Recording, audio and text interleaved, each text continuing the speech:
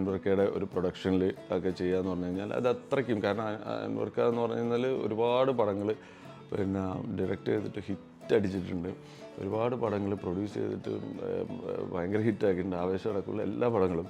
ശ്രീയായി പറഞ്ഞാൽ എനിക്ക് B Ed വേണ്ട, അല്ലെങ്കിൽ ബി എഡ് കൊണ്ട് എനിക്കൊന്നും കാണിക്കണ്ട ഈ ക്യാരക്ടറിനെ, പുള്ളിയുടെ കഥ മാനറിസത്തിൽ മതി. അപ്പം ആദ്യം തന്നെ ഞാൻ ഈ സിനിമയ്ക്ക് വേണ്ടിയിട്ട് പോകുമ്പോൾ എന്നെ വിളിച്ച സമയത്ത് ഞാൻ അമ്പക്കയുടെ ഇവിടെ ഫോട്ടോ വെച്ചുള്ള ഓഫീസിലാണ് പോയത്. നല്ല ബി എഡ് ഉള്ള സമയത്താണ് ഞാൻ ഇതിൻ്റെ ലുക്ക് ടെസ്റ്റിന് പോകുന്നത്. അത് ഭയങ്കര രസമാണ്. അപ്പം ഓരോ പ്രാവശ്യവും നമ്മളിങ്ങനെ ബി എഡ് ഇങ്ങനെ കുറച്ച് ഇങ്ങനെ കൊണ്ടുവന്നിട്ട് ഒരു ലെവലായപ്പം അമ്പക്ക പറഞ്ഞു ഇനിയും കുറച്ച് കഴിഞ്ഞാൽ ആ താടിയുടെ ഭംഗി പോവും, പിന്നെ ശരിയായ ഒന്ന് ഇവിടെ സ്റ്റോപ്പ് ചെയ്തോ എന്നുള്ള രീതിയിൽ പറഞ്ഞു. അൻവർക്കയുടെ ഒരു പ്രൊഡക്ഷനിൽ ഒക്കെ ചെയ്യാന്ന് പറഞ്ഞു കഴിഞ്ഞാൽ അത് അത്രയ്ക്കും, കാരണം അൻവർക്ക എന്ന് പറഞ്ഞു കഴിഞ്ഞാൽ ഒരുപാട് പടങ്ങൾ പിന്നെ ഡയറക്റ്റ് ചെയ്തിട്ട് ഹിറ്റ് അടിച്ചിട്ടുണ്ട്. ഒരുപാട് പടങ്ങൾ പ്രൊഡ്യൂസ് ചെയ്തിട്ട് ഭയങ്കര ഹിറ്റാക്കിയിട്ടുണ്ട്. ആവേശം അടക്കമുള്ള എല്ലാ പടങ്ങളും. അപ്പോൾ അത്രയ്ക്ക് എക്സ്പീരിയൻസ്ഡ് ആയിട്ടുള്ള ആൾക്കാരുടെ അടുത്ത് നമ്മൾ പോകുമെന്ന് പറഞ്ഞാൽ നമ്മുടെ ഭാഗം ഭയങ്കരമായിട്ട് ശ്രദ്ധിച്ചാൽ തന്നെ അത് അവരുദ്ദേശിക്കുന്ന രീതിയിലാക്കിയാൽ തന്നെ അത് വലിയൊരു ഭാഗ്യമാണ്. അപ്പം ആദ്യം തന്നെ ഞാൻ ഈ സിനിമയ്ക്ക് വേണ്ടിയിട്ട് പോകുമ്പോൾ എന്നെ വിളിച്ച സമയത്ത് ഞാൻ അമ്പക്കയുടെ ഇവിടെ ഫോട്ടോ വെച്ചുള്ള ഓഫീസിലാണ് പോയത്. നല്ല ബി എഡ് ഉള്ള സമയത്താണ് ഞാൻ ഇതിൻ്റെ ലുക്ക് ടെസ്റ്റിന് പോകുന്നത്.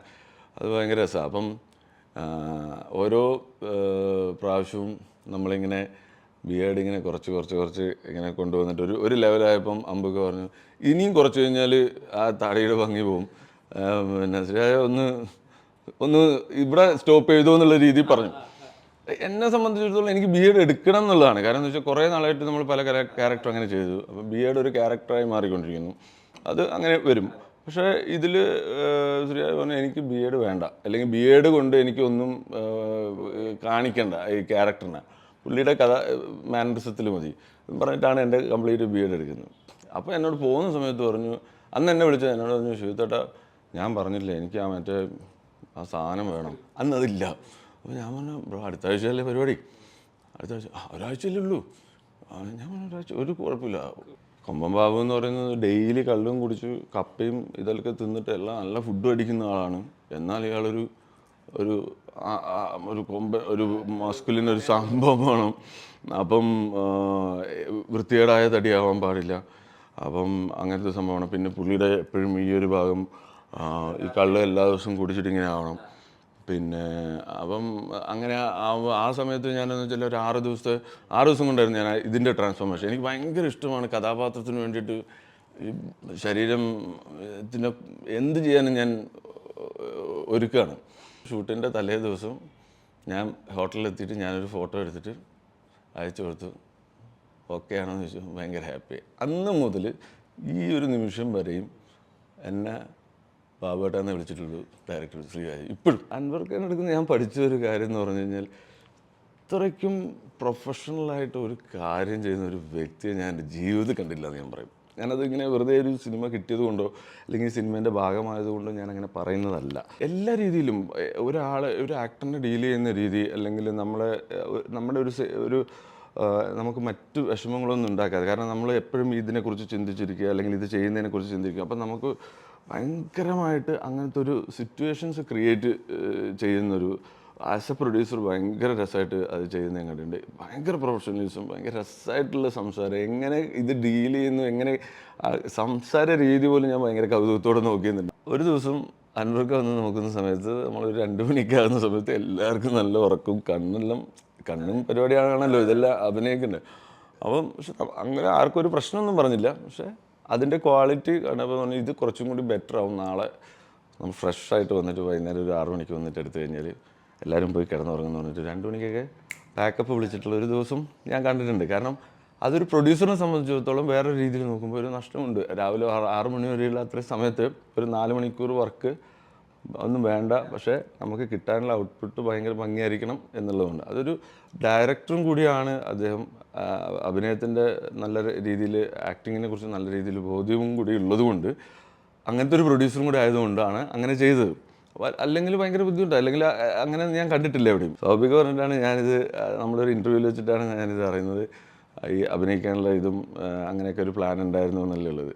അൻവറിക്കൂടെ വെച്ച് കഴിഞ്ഞാൽ അത് ഇല്ല എന്നുള്ള രീതിയിലൊക്കെ സംസാരിക്കുന്നു. പക്ഷേ അവരൊക്കെ പഴയ നാടകവും കാര്യങ്ങളും ഒരുമിച്ച് ആ കോളേജ് ലൈഫിലൊക്കെ വന്നിട്ട് എല്ലാവരും ഓരോ പൊസിഷൻസിൽ എത്തിയിരിക്കുന്നതാണ്. അപ്പം അവരുടെ ആ ഒരുമിച്ചുള്ള ഡ്രീം എന്താണ്, അങ്ങോട്ട് അതായത് ഒരാൾ മാത്രമല്ല രക്ഷപ്പെടുന്നത്, എല്ലാവരും അങ്ങോട്ടും ഇങ്ങോട്ടും ഹെൽപ്പ് ചെയ്ത് കൈപിടിച്ച് അല്ലേ?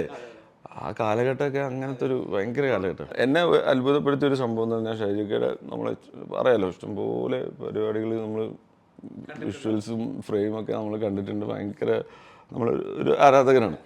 അപ്പം ഇതിൽ ഞാൻ ശ്രദ്ധിച്ചതെന്ന് വെച്ചാൽ ഈ ഷാപ്പിൻ്റെ അകത്ത് വളരെ ലിമിറ്റഡ് സ്ഥലമേ ഉള്ളൂ ക്യാമറ വെക്കാൻ വേണ്ടിയിട്ട്. ഇതിപ്പം ഒരു ഷാപ്പിൻ്റെ നടുക്ക് ഇങ്ങനെ ഒരു മേശ വെച്ചിരിക്കുന്നത്, അവിടെ ഇവിടെയൊക്കെ റൂം, ബാക്കിൽ ഇങ്ങനെ കിച്ചൺ, ഇത്രയേ ഉള്ളൂ. ഇവിടെ മാക്സിമം പോയി കഴിഞ്ഞാൽ നമ്മളിങ്ങനെ നോക്കിക്കഴിഞ്ഞാൽ എവിടെയൊക്കെ നമുക്ക് ക്യാമറ വെക്കാൻ പറ്റുന്നുള്ള ഒരു ഐഡിയ ഉണ്ടാവില്ലേ?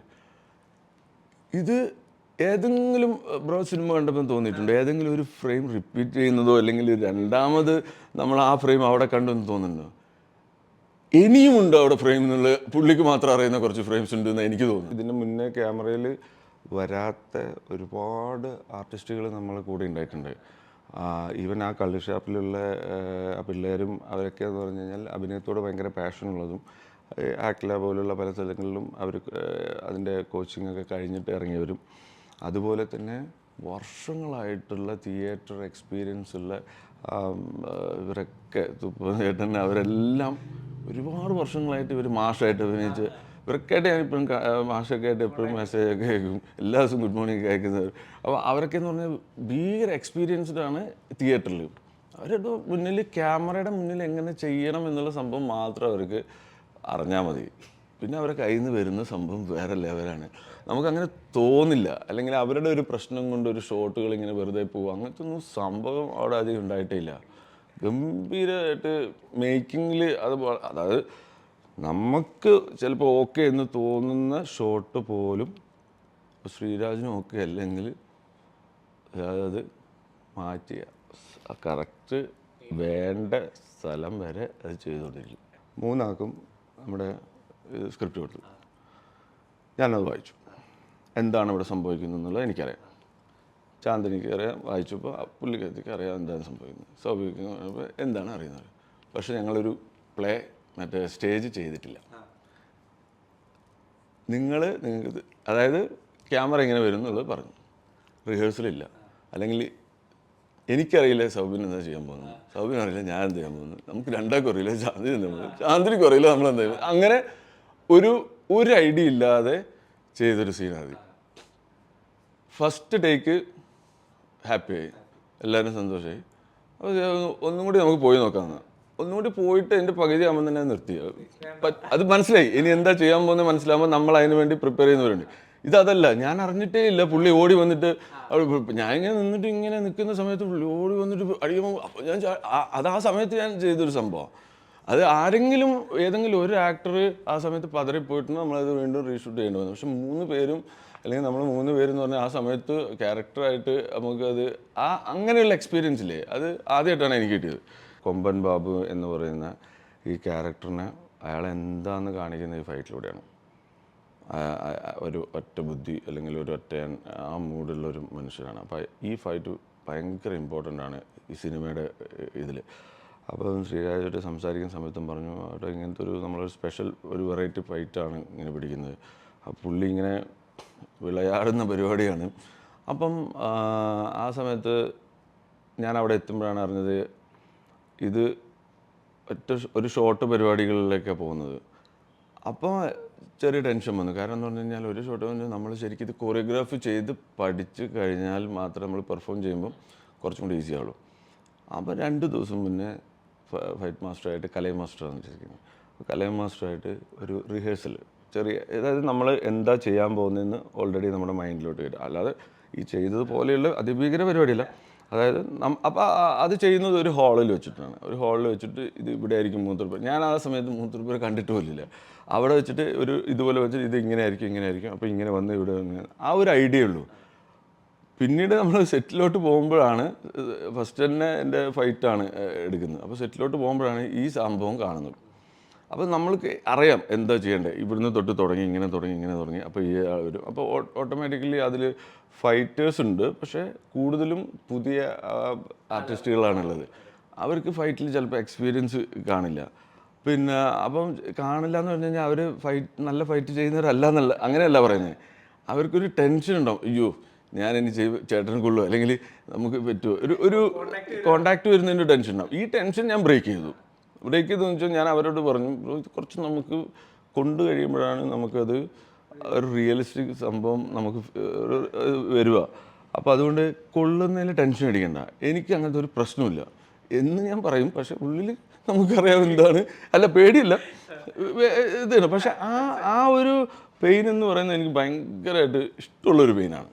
നമ്മളിപ്പോൾ പുറത്തുനിന്ന് ഒരു പബ്ലിക്കായിട്ട് ചെയ്യുന്ന പരിപാടിയല്ല. ഇതിൽ എത്രത്തോളം ഇതിൻ്റെ ഡെപ്തിലോട്ട് നമുക്ക് കൊണ്ടുപോകാം, എത്രത്തോളം ഇതിനെ റിയലിസ്റ്റിക്കിൽ കൊണ്ടുപോകാം എന്നുള്ളൊരു സംഭവം ഉണ്ടല്ലോ, അതുണ്ട്. പിന്നെ എന്ന് പറഞ്ഞാൽ ഞാൻ ഏറ്റവും കൂടുതൽ ഞാൻ ശ്രദ്ധിച്ചതെന്ന് പറഞ്ഞു കഴിഞ്ഞാൽ, ഇതിന് മുന്നേ ARM ചെയ്തിട്ടുണ്ട്. അപ്പോൾ അതിലൊരു കളരി ആണ്. ഒരു രീതിയിലും കളരിയുടെ ഒരു സാധനം ഇതിൽ ഒരു ലേശം കുറച്ച് പോലും കൈകളെടുക്കുന്നതിൽ ഒന്നും വരാൻ പാടില്ല. അത് ഞാൻ ഭയങ്കരമായിട്ട് ഫോക്കസ് ചെയ്തിട്ടുണ്ട് ഓരോന്ന് ചെയ്യുമ്പോഴും. അത് പടം ഇറങ്ങിയതിന് ശേഷം ലാലേട്ടൻ്റെ പടവും ഇപ്പോൾ എൻ്റെ മറ്റേ ഇതും കൂടി വെച്ചിട്ടൊക്കെ ഈ ട്രോളൊക്കെ വന്നിട്ട് ഇതൊക്കെ ചെയ്തിട്ടുണ്ടായിരുന്നു. അതൊക്കെ കാണുമെന്ന് പറഞ്ഞു കഴിഞ്ഞാൽ കമ്പാരിസൺ അല്ല, ശരിക്കും കമ്പാരിസൺ ചെയ്യാൻ നമ്മൾ ഒന്നുമല്ല. കാരണം നമുക്കങ്ങ് ചിന്തിക്കാൻ പറ്റില്ല. കാരണം നമുക്കൊരു അങ്ങനെ അതിൻ്റെ അടുത്ത് ഇങ്ങനെ നമ്മൾ വെക്കുമ്പോഴുണ്ടാകുന്ന ഒരു ഭയങ്കര ഒരു കാണുമ്പോൾ ഉണ്ടാകുന്നൊരു സന്തോഷമുണ്ട്, ചെറിയ അതുണ്ടാവും.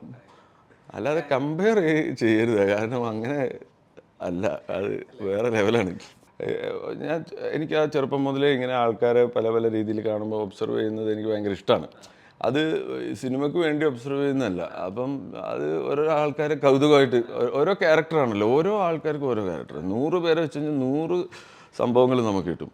ഒരിക്കലും നമുക്കൊരു ഇതേപോലെയാണല്ലോ ഇങ്ങേരെന്ന് നമുക്ക് തോന്നില്ല. അപ്പം ഭയങ്കരമായിട്ട്, പക്ഷെ അതിലൊക്കെ ഒരു സ്പെഷ്യൽ ആൾക്കാരുണ്ടാവും ചിലപ്പോൾ. കുമാരിയൊക്കെ ചെയ്ത സമയത്തും എനിക്ക് അങ്ങനെയാണെന്ന് വെച്ചാൽ, നമ്മുടെ നാട്ടിൽ അച്ചാച്ചൻ അല്ലെങ്കിൽ പിന്നെ നമ്മളെ കാഞ്ഞങ്ങാട് ഭാഗത്തൊക്കെയുള്ള പല സ്ഥലങ്ങളിലൊക്കെ പോകുമ്പോൾ ഓരോ ആൾക്കാർ ഇരിക്കുന്നതും മുറുക്കുന്നതും അവരാ മുറുക്കിക്കൊണ്ട് സംസാരിക്കുന്നതും, അവർ കൂടുതൽ ഭയങ്കര രസമായി മുറുക്കിക്കൊണ്ട് സംസാരിക്കുമ്പോൾ അതിൻ്റെ ഇടയിലെ കൂടെ ചാക്കുകയും ചെയ്യും, ഇതൊക്കെ ഇതാക്കുകയും ചെയ്യും, അത് തുടച്ച് കളഞ്ഞ് എല്ലാത്തിനും ഒരിതുണ്ട്. പിന്നെ എൻ്റെ വീടിന് തൊട്ടടുത്ത് ചാത്തുകുട്ടി അച്ചാച്ചൻ എന്ന് പറയുന്നത് എനിക്കറിയാലോ, അച്ചാച്ചൻ എന്ന് പറഞ്ഞാൽ ഫുൾ ടൈം മുറുക്കിൻ്റെ ആളാണ്. അപ്പം ആ മുറുക്ക് ഞാൻ ചെറുപ്പം മുതലേ ഇങ്ങനെ മുറുക്ക് കാണുന്നില്ല. അപ്പം കുമാരിയിലൊക്കെ എനിക്ക് അറിയാതെ ഞാൻ ആദ്യം മറ്റേ ഇതിട്ട് ചാവക്കുന്ന അങ്ങനത്തെയൊക്കെയുള്ള സംഭവങ്ങൾ നമുക്ക് വൈകുന്നുണ്ട്. അപ്പം അതേപോലെ തന്നെ പ്രാവിൻകൂട് ഷാപ്പ് ചെയ്ത സമയത്ത് നമ്മുടെ ഒരു ആക്ടർ സുധീരേട്ടനോട് ഞാൻ പറഞ്ഞു, ഇങ്ങനെ ഒരു കഥാപാത്രം ഉണ്ട്, ഒരു കള്ള് ഷാപ്പ് ചെയ്തത്, നമുക്ക് എന്തെങ്കിലും ഒരു സാധനം കള്ള് ഷാപ്പുമായിട്ട് ബന്ധപ്പെട്ട്. അപ്പോൾ എന്നോട് പറഞ്ഞു, ഇതുപോലെ ഞാൻ ഇത് മുന്നേ പറഞ്ഞിട്ടുണ്ട്, ഇപ്പം മീശക്കാരെന്ന് പറഞ്ഞിട്ടൊരു ഫുഡ് കിട്ടുന്നൊരു സ്ഥലമുണ്ട് ചേർത്തല ഭാഗത്ത്. അപ്പോൾ പണ്ട് ഷാപ്പ് മുതലായിരുന്നു. അപ്പോൾ അവിടെ ഞങ്ങൾ പോയി ഒരു ഉച്ചയ്ക്ക് ഒരു ഭക്ഷണം കഴിച്ചു. അപ്പോൾ പുള്ളി അവിടെ ഉണ്ടായിരുന്നു. അപ്പോൾ പുള്ളീനെ കുറച്ച് ഞാൻ ഒബ്സർവ് ചെയ്തു. പുള്ളിയുടെ ആ ഒരു കൊമ്പം വീശിയും പുള്ളിയുടെ രീതിയും സംസാരവും നോട്ടവും എല്ലാം ഭയങ്കര ഒരു എക്സ്പീരിയൻസ് ഇല്ല ലൈഫിൽ. ഇത്രയും കാലം ഷാപ്പ് നടത്തിയതിൻ്റെയും ഇപ്പോൾ ഫുഡ് മാത്രമേ ഉള്ളൂ അവിടെ.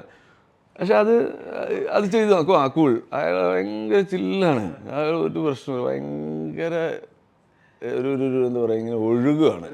അത് അങ്ങനെ ഞങ്ങൾ പകർത്തുമല്ല ചെയ്യുക. അപ്പം നമ്മൾ അതിൽ നിന്ന് കാണുമ്പം ഇവരെങ്ങനെയാണോ ഇതെന്നുള്ളത് നോക്കുള്ളൂ. കാരണം അപ്പം പക്ക അത് ചെയ്യാൻ പറ്റില്ല. കാരണം ഈ കഥാപാത്രം, ഈ കൊമ്പമ്പാവ് എന്ന് പറയുന്ന കഥാപാത്രവുമായിട്ട് ആ ചേട്ടൻ്റെ കഥാപാത്രം ചിലപ്പം ഒരു ബന്ധം ഉണ്ടാവില്ല. പക്ഷെ ഇവരുടെ ഒരു മാനറിസം എവിടെയെങ്കിലും ഒന്ന് നോക്കാൻ, അത് മാത്രമാണ് ഞാൻ ചെയ്തത്. കൂടുതലും ആൾക്കാർ ആ ഫൈറ്റിനെ കുറിച്ചാണ്, ആ മൂത്രപ്പുര അടി, കിൻഡലിടി, പിന്നെ കിൻഡലിടി സ്റ്റാർ എന്നൊക്കെ പറഞ്ഞിട്ട് ഒരു സ്ഥലത്ത് തന്നെ വിളിച്ചിട്ടുണ്ടായിരുന്നു. അങ്ങനത്തെ പരിപാടിയൊക്കെയാണ്, ആ ഫൈറ്റാണ് അവർ കൂടുതലും ഞാൻ ചെയ്തതിൽ വെച്ച് ഇത് ചെയ്തത്. അത് ഫൈറ്റ് മാസ്റ്ററും നമ്മുടെ ഫുൾ മൊത്തത്തിലുള്ളൊരു ടീം വർക്കും അതുകൊണ്ടാണ് ചിലപ്പോൾ അത് അത്രയും ഇതായിട്ടുണ്ടാവുക. ഏറ്റവും കൂടുതൽ സന്തോഷിച്ചത് എനിക്ക് തോന്നുന്നത്, ഞാൻ കണ്ടത് എൻ്റെ അച്ഛൻ്റെ അടുത്ത് തന്നെയാണ്. അച്ഛനറിയില്ലേ? അപ്പം അതിന് പറയാൻ കാരണം എന്ന് പറഞ്ഞാൽ, അച്ഛനും അമ്മയും അവർ പടങ്ങളെയൊക്കെ എന്നെ കാണും. ഞാൻ കണ്ടിട്ട് ഇങ്ങനെ അഭിപ്രായം ചോദിക്കില്ല, ഞാൻ ഇങ്ങനെ വിളിച്ചിട്ട് ചോദിക്കും, പടം കണ്ടോ, എങ്ങനെയാണ് എന്നൊക്കെ ചോദിക്കും. അപ്പം അവരെ ഒരു രീതിയുണ്ട്, ആ രീതിയിൽ പിന്നെ ആ വലിയ ഇതൊന്നും എനിക്ക് കിട്ടിയിട്ടില്ല. ഈ പടം കഴിഞ്ഞിട്ട് എന്നോട് ഒന്ന് ഞാൻ ആദ്യമായിട്ട് അത് കഴിഞ്ഞിട്ട് ഇവർ കണ്ടിട്ട് ഫസ്റ്റ് ഡേ കഴിഞ്ഞിട്ട് ഞാൻ വീട്ടിലോട്ട് പോയ സമയത്ത് പുള്ളി എന്നെ ഒന്ന് ഹഗ് ചെയ്ത് ഇടി കൊള്ളാം അങ്ങനത്തെ സാധനം കിട്ടി. അപ്പോൾ എൻ്റെ അനിയനുണ്ട്, ഫ്രണ്ടുണ്ട് ദിലു, അവൻ്റെ അടുത്ത് വളരെ പേഴ്സണലായിട്ട് കുറേ സമയം പറഞ്ഞിരിക്കുന്നത്, എന്നോട് പറഞ്ഞിട്ടില്ല. അവൻ്റെ അടുത്ത് ഇതിനെക്കുറിച്ച് ഡീറ്റെയിൽ ആയിട്ടൊക്കെ പറഞ്ഞിരിക്കുന്നത്. അപ്പോൾ അവർ തമ്മിൽ എന്നിട്ട് ഇതിനെ സംസാരിച്ചിട്ട് അവൻ ചേട്ടാ അച്ഛൻ ഇങ്ങനെയൊക്കെ പറഞ്ഞിട്ടുണ്ട്. അവൻ സന്തോഷം അടിപൊളി അങ്ങനെയാണ്. അതായത് ഇനിയും ഇവനെ പറഞ്ഞിട്ട് ഇതാക്കണ്ട, ഇനിയും ഇവൻ പരിശ്രമിക്കട്ടെ എന്നുള്ള സീനും കൂടി ഉണ്ട് അതിൽ. അപ്പോൾ പണ്ട് മുതലേ അങ്ങനെയാണ്. അൾട്ടിമേറ്റ് ഞാൻ കാണുന്നത് പ്രേക്ഷകനെയാണ്. പ്രേക്ഷകൻ കണ്ട് ഇഷ്ടമായാലും അത് ഇഷ്ടമല്ലെങ്കിലും അവരത് പറയുമ്പം ആ രീതിയിൽ ഞാൻ എടുക്കാറുണ്ട്. പിന്നെ അവർക്ക് അത് പറയാനുള്ള അധികാരമുണ്ട്. നമ്മൾ അവർക്ക് വേണ്ടി ഒരു ഷോ ചെയ്യുകയാണ് ആർട്ടിസ്റ്റായിട്ട്. അപ്പോൾ എന്നിട്ട് അതിൽ അവർക്ക് ഒരു ഹാപ്പിനെസ്, അവർ ഹാപ്പി ആണെങ്കിൽ അതാണ് നമ്മുടെ സന്തോഷം. പിന്നെ എന്താ പറയുക, എനിക്ക് ഒരുപാട് എക്സ്പ്ലോർ ചെയ്യാൻ, ഒരുപാട് കാര്യങ്ങൾ ഇങ്ങനെ ചെയ്യണമെന്ന് എനിക്ക് ആഗ്രഹമുണ്ട്. വേറെ കാര്യങ്ങളിലോട്ടൊന്നും എനിക്ക് ചിന്തകളില്ല. ഇപ്പോൾ ചെയ്തു വെച്ചൊരു മൂവിയുണ്ട് നമ്മുടെ പെരുങ്കളിയാട്ടം. അതുപോലെ ഇപ്പോൾ ഞാനിപ്പം ചെയ്ത് ഫിനിഷ് ആക്കിയിട്ടുള്ള വേറെ ഒരു തെലുങ്ക് മൂവിയുണ്ട്. അതിന് മുന്നേ ചെയ്ത പരിപാടിയാണ്. ഇനിയും എൻ്റെ മുന്നോട്ടുള്ള കലാജീവിതത്തിൽ നിങ്ങൾ കൂടെ ഉണ്ടാവണം, സപ്പോർട്ട് ചെയ്യണം. മോശമാണ് മോശം തന്നെ പറയണം, നല്ലതാണെങ്കിലും സപ്പോർട്ട് ചെയ്യണം, കൂടെ ആ ഒരു എപ്പോഴും ആ കടപ്പാടുണ്ടാവും. മാക്സിമം ഞാൻ നന്നാക്കി മുന്നോട്ട് പോകാൻ വേണ്ടി ശ്രമിച്ചിരിക്കും പറ്റുന്നത്ര. ഹാപ്പിയായിട്ട് എല്ലാവരും ഹാപ്പിയായിട്ട് സന്തോഷമായിട്ട് സമാധാനമായിട്ട് ജീവിക്കുക.